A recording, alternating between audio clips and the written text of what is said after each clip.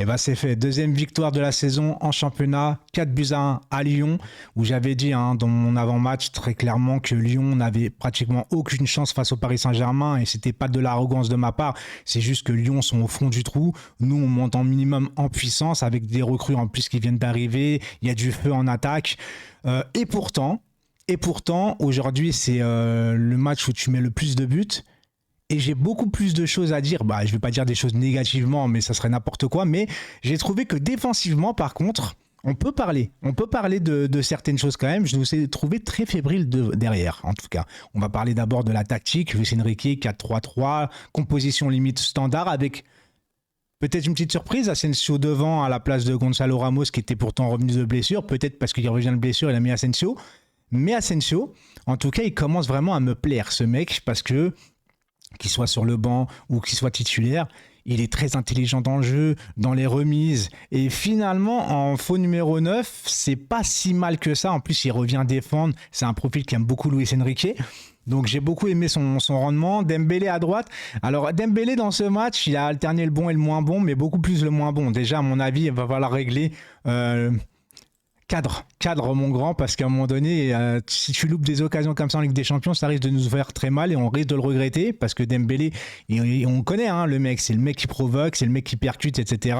Il est très bon en percussion, mais en finition, c'est zéro. Donc je pense qu'à mon avis, il va devoir rester à la fin de l'entraînement et travailler un peu sa finition, parce qu'il y a un peu de boulot quand même. Mbappé, il a fait son match. Et encore une fois, il y a Ugarte qui était là. On a maîtrisé Lyon, encore une fois, je vous le dis, chez eux, possession de balle, un peu lent. J'ai pas trouvé beaucoup d'intensité de la part du Paris Saint-Germain aujourd'hui, malgré qu'on a gagné 4-1. Alors là, je fais un peu le mec un peu relou, j'ai envie de te dire, parce que là, vous allez me dire 4-1, 16, t'abuses. Non, mais je suis content, les gars. Il n'y a pas de problème, il y a de la maîtrise. Ugarte, il est toujours là. C'est lui qui débloque le match encore une fois, parce qu'il met un pressing énorme avec une anticipation sur le premier contrôle de Tolisso qui vient provoquer le penalty. Et en plus, voilà, tu mets un but au bout de la 3e minute face à Lyon. Et Lyon, ils sont dans l'empanade tout de suite, le mental à 0. Et après, tu n'as plus qu'à faire tourner. Mais malgré tout, j'ai trouvé que défensivement, je le répète parce que c'est important pour moi de dire que défensivement, on a été, je ne vais pas dire à la rue, mais j'ai trouvé que Skriniar, Lucas Hernandez, c'était pas dingue. Voilà, clairement, ils étaient au ralenti, beaucoup de mauvaises relances. J'ai trouvé un très bon Marquinhos à souligner, parce qu'on l'a souvent taclé, etc., par rapport à son mauvais niveau depuis 1 an et demi maintenant. Et sincèrement, Marquinhos, depuis le début de saison, je trouve qu'il commence à retrouver son niveau. Il est solide sur ses appuis. Et à un moment donné, il fait un tacle qui sauve le 1 partout. Et que dire de Donnarumma aussi, parce que Donnarumma, on peut en parler, on peut dire qu'il est mauvais au niveau des pieds, mauvais dans ses sorties aériennes. Mais il nous a fait quand même pas mal d'arrêts aujourd'hui. Et des arrêts décisifs, parce que tu sais pas ce qui peut se passer dans un match. Tu vois, les têtes, ça peut vriller très très rapidement de l'autre côté. Le mental peut rebaisser, ça peut donner confiance à l'adversaire. Tu sais pas ce qui peut se passer. Et Donnarumma a fait pour ma part des arrêts vraiment plus que décisifs en vérité. Donc, écoutez, moi j'ai trouvé un très bon milieu de terrain. Ugarte, Vitinha. Alors Vitinha, il a fait quelques mauvais choix. Notamment, il a été lent dans ses transmissions quelquefois où il aurait pu centrer pour à un moment donné Asensio, et à un moment donné c'était pour Gonzalo Ramos, je crois. Mais au milieu de terrain, il a été très important. Il a beaucoup dézonné, il a été beaucoup sur le côté gauche. Il a beaucoup aidé ses deux autres de milieu de terrain. Il a aidé sa défense. Il est très technique. Il perd très peu de ballons. Un Vitinha qui prend beaucoup confiance. Peut-être qu'il était en mode complexé avec Marco Verratti à ses côtés, j'en sais rien. En tout cas, moi je vois un Vitinha beaucoup plus décomplexé, un Vitinha beaucoup plus en confiance, qui va vers l'avant. Et moi j'apprécie ce profil-là. En plus, il y a Kanguini qui va revenir après. Donc pourquoi pas. Zahir Emery a été un peu en dessous aujourd'hui, mais on va peut-être l'excuser aussi, parce que Zahir Emery, je vous rappelle qu'il a 17 ans.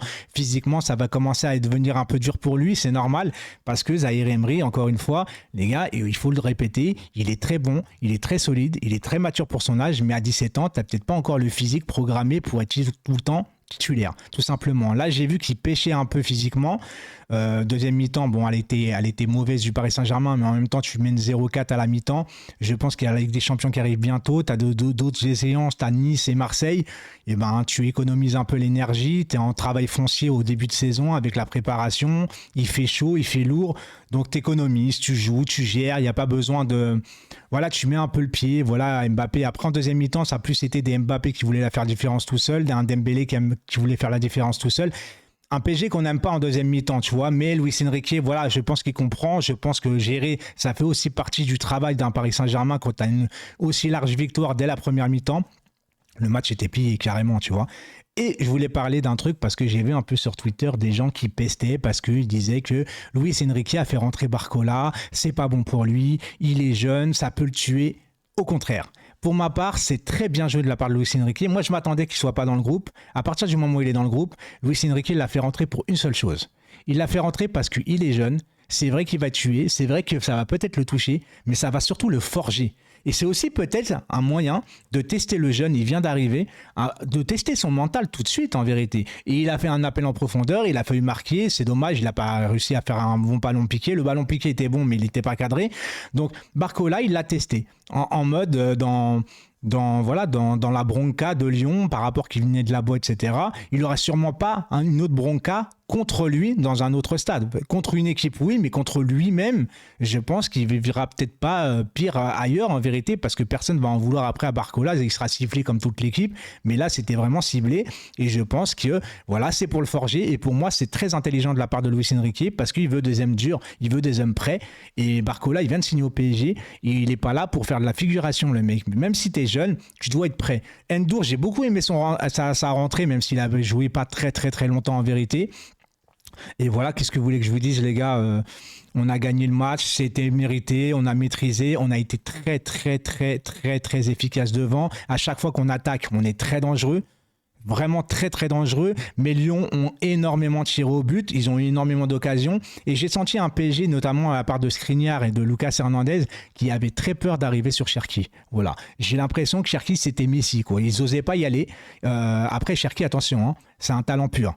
Mais là, il peut rien faire tout seul. Hein. Et puis Lyon, je vais un petit mot pour lui, un petit mot pour Julien Legaune, un youtubeur lyonnais. Voilà, frérot, t'as tout mon soutien parce que ça doit être très difficile pour lui de vivre en tant que supporter ce qui se passe à Lyon. En plus, Lyon, je le répète encore une fois, ils n'avaient pas Lacazette qui était suspendu. Lacazette, c'est le capitaine, c'est le leader technique, c'est le leader tout court. Ils viennent de perdre Barcola, il y a des problèmes en interne. Il y avait Laurent Blanc va sûrement peut-être sauter ce soir, qui l'eût cru, avec le Paris Saint-Germain comme par hasard ce soir. Donc écoutez, j'ai rien d'autre à dire, sauf bravo Paris parce qu'ils ont fait quand même le travail, parce que on avait joué le match un peu avant dans nos têtes en tant que supporters en disant voilà, c'était 3 buts d'écart minimum parce que, encore une fois, je le répète, c'est pas de l'arrogance, c'est juste que c'est une logique, même si le foot n'est pas une science exacte, encore une fois, je trouve que le Paris Saint-Germain là est trop au-dessus. Ils ont même pas forcé, t'as l'impression en fait, tu vois, ils ont joué au ralenti. Mais je vous assure que j'ai vu un PSG aujourd'hui un peu limite au petit trou. Alors il y avait l'efficacité technique surtout, tu vois, il y avait très peu de déchets, mais j'ai vu un PSG vraiment au ralenti un petit peu, mais tu gagnes 4-1 à Lyon, qui, je vous rappelle, qu'ils sont derniers, mais il va falloir hausser un peu le niveau de jeu parce que, et surtout au niveau de l'intensité, parce que la Ligue des Champions arrive très très vite. Et là, je vous donne rendez-vous juste après, bien évidemment, en live Twitch pour débriefer avec vous, bien évidemment, pour ceux qui ont Twitch. Et on se retrouve aussi demain en live sur YouTube pour l'émission du lundi soir. Maintenant, ça sera toujours comme ça. Je vous souhaite bonne soirée et allez Paris. Ciao!